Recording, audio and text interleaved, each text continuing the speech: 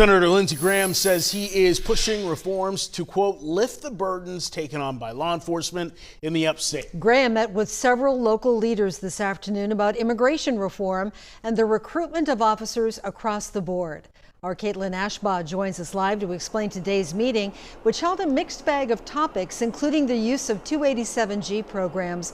And Caitlin, can we start with that? How effective is 287G in the upstate?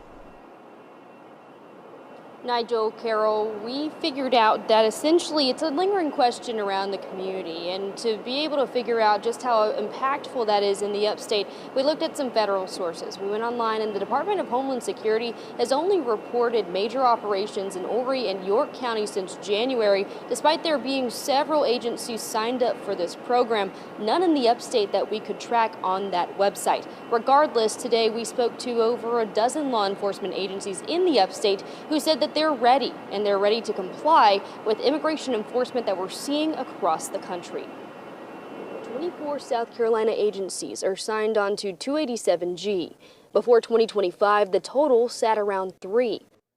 South Carolina, America, let's wake up. Illegal immigration has been a plague on our country. Greenville County Sheriff Hobart Lewis said the objective is not to seek people off the streets, rather to streamline the immigration review process if a person is detained or arrested for another cause and then identified as undocumented.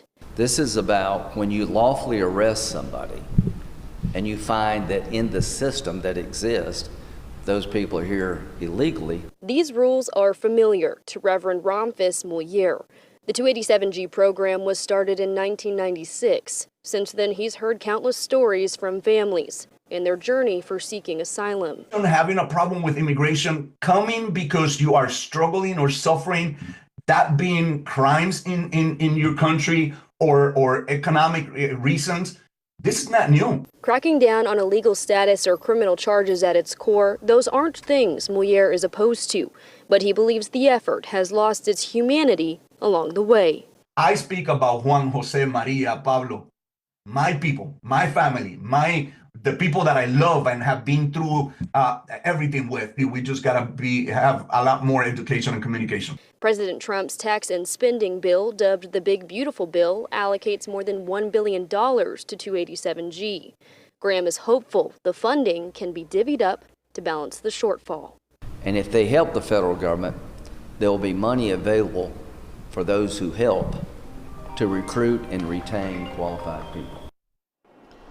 Caitlin, how does recruitment and retainment fall into the conversation on immigration law?